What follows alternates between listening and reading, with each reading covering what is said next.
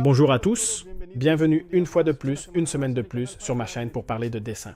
Aujourd'hui, je veux te parler de l'importance de savoir utiliser les références.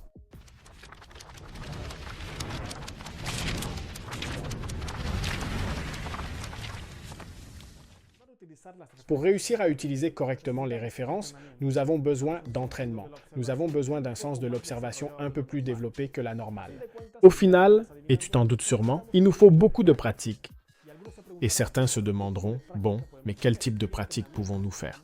Quel entraînement devons-nous suivre pour pouvoir développer un peu plus notre sens de l'observation? Et c'est exactement mon intention avec cette vidéo, te guider un peu, te donner quelques outils pratiques et théoriques que tu pourras utiliser chez toi afin de t'aider à affiner ton sens de l'observation. Bien, maintenant, nous allons commencer avec la partie pratique. Et très rapidement, la première chose sera de choisir les formes avec lesquelles nous allons travailler. J'ai déjà parlé de cela il y a quelques vidéos à propos de la simplification des formes par le biais de la structuration. C'est un travail personnel, chacun choisit les formes qui lui conviennent le mieux. Pour ma part, en général, je préfère les formes sphériques avec des angles doux, mais il y a d'autres artistes qui préfèrent les formes dures avec des angles droits, comme les carrés, les rectangles, etc. Et si malgré tout tu trouves cette tâche difficile, la tâche de la simplification, fais une étude de chacune des parties afin de les comprendre parfaitement.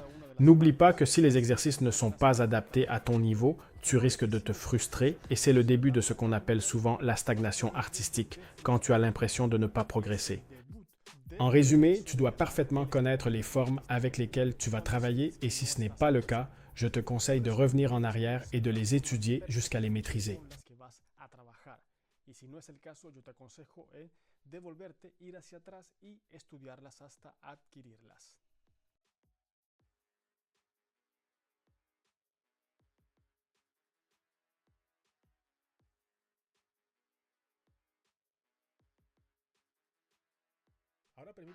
Maintenant, permets-moi de continuer un peu avec la partie théorique de la vidéo.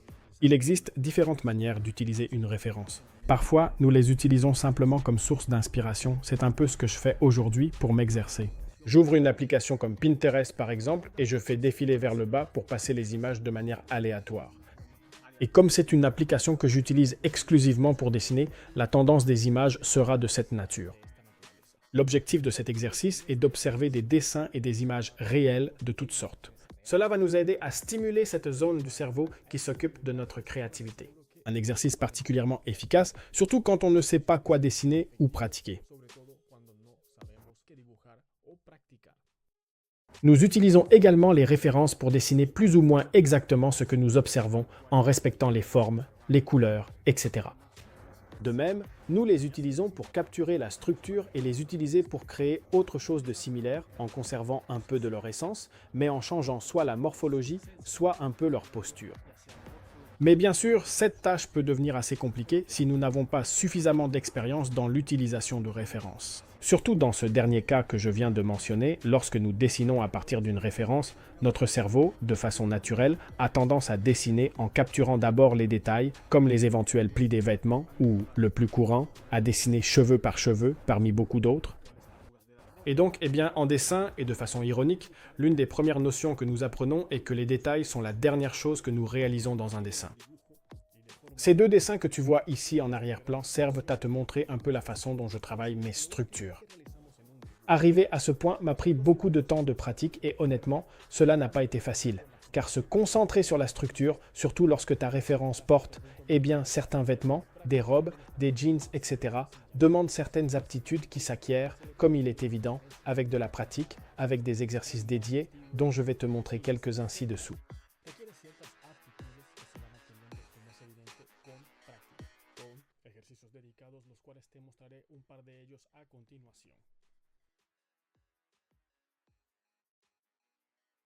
Et ce dernier point est le premier objectif de ce premier exercice, où le travail consiste à éliminer de nos références tous ces détails susceptibles de distraire notre cerveau.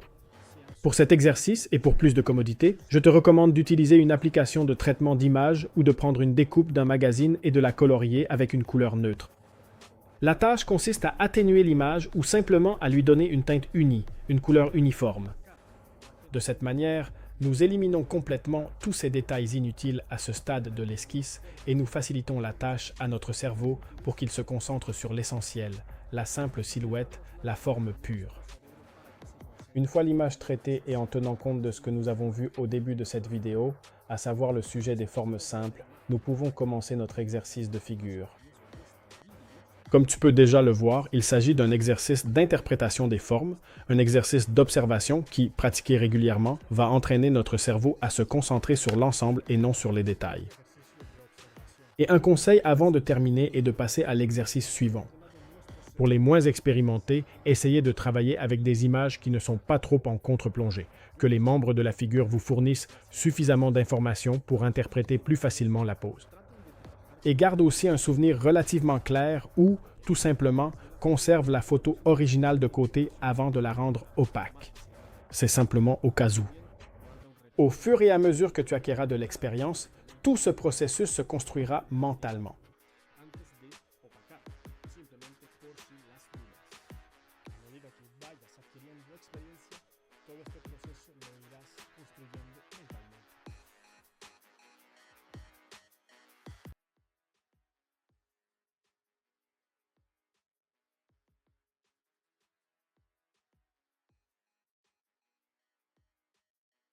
Et ici, nous continuons avec les exercices d'observation. Et en lien étroit avec l'exercice, les exemples que nous venons de voir, il existe une autre façon d'exercer ton sens de l'observation, qui consiste à dessiner les négatifs de la référence. En d'autres termes, dessiner la zone de l'arrière-plan. Ici aussi, je conseille d'utiliser un programme de traitement d'image. Ensuite, nous allons découper l'image à la limite de la figure avec des angles droits en formant un carré ou à défaut un rectangle pour ensuite dessiner l'espace entre la limite de la référence et la limite du cadre. Au début, il est normal que tu te sentes mal à l'aise. Tu sentiras que l'exercice est un peu étrange car ton cerveau va entrer quelque peu en conflit, voulant dessiner la figure et non le négatif. Mais c'est justement le but de l'exercice, que quelque chose d'un peu contre nature devienne naturel ou du moins s'en rapproche. C'est un peu comme un footballeur qui utilise naturellement sa jambe droite et qui, avec de la pratique, parvient à devenir ambidextre. Ses possibilités vont alors augmenter de façon exponentielle, car il pourrait jouer n'importe où sur le terrain. Eh bien, ici, et toute proportion gardée par rapport à ce que je viens de dire, il ne s'agit pas de dessiner avec les deux mains, mais simplement d'offrir à ton cerveau d'autres possibilités de compréhension des formes. Je terminerai en rappelant que tes traits n'ont pas besoin d'être au millimètre près, loin de là. Divise l'image en 2 ou en 4 si tu le souhaites et repère quelques formes de référence. Ensuite, appuie-toi sur elles pour trouver la forme que tu désires. N'oublie pas que ce n'est qu'un exercice et que tout est approximatif. Aprovechando este espacio, permítame dar un pequeño mensaje que normalmente doy al final de mis vídeos, pero muchos lo paran justo antes. Si te gusta mi contenido y deseas apoyarlo de manera directa, recuerda que abajo tienes el Super Thanks, por si deseas ayudar a este servidor a seguir con esta labor.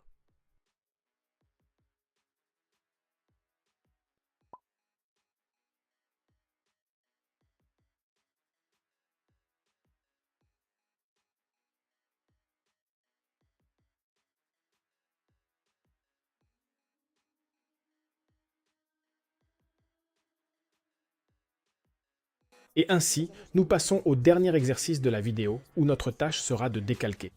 Évidemment, pas pour que tu les publies et te vantes sur les réseaux sociaux de tes talents de dessinateur. Ici, nous sommes dans un contexte de pratique, d'entraînement. Certains d'entre vous font sûrement partie de ces personnes qui assimilent mieux une idée ou même toute une leçon en l'écrivant plutôt qu'en la lisant. Eh bien ici, en gardant un peu les distances, c'est quelque chose de similaire. Il s'agit de décalquer une figure pour en garder un souvenir à la fois visuel et tactile. On pourrait dire que c'est comme un exercice de stimulation cognitive pour la mémoire du geste. Et si on y ajoute la répétition, on parlerait alors du principe de l'automatisme. Prends une référence humaine, animale, d'un membre ou de n'importe quoi que tu trouves difficile à dessiner. Copie-la plusieurs fois jusqu'à ce que tu te sentes à l'aise. Ensuite, essaie de réaliser le même dessin, mais cette fois sans le copier. De cette façon, tu t'habitueras au geste et il te sera beaucoup plus facile de le dessiner à l'avenir. Je terminerai en disant que ceci n'est qu'un petit exercice très ponctuel qui peut t'aider à un moment donné à te familiariser avec certaines formes qui te semblent compliquées. Personnellement, je l'utilisais pour m'entraîner à dessiner le visage sous des angles extrêmes et je dois dire que cela s'est avéré assez efficace. Et encore mieux, comme effet secondaire, tu vas énormément enrichir ta bibliothèque visuelle.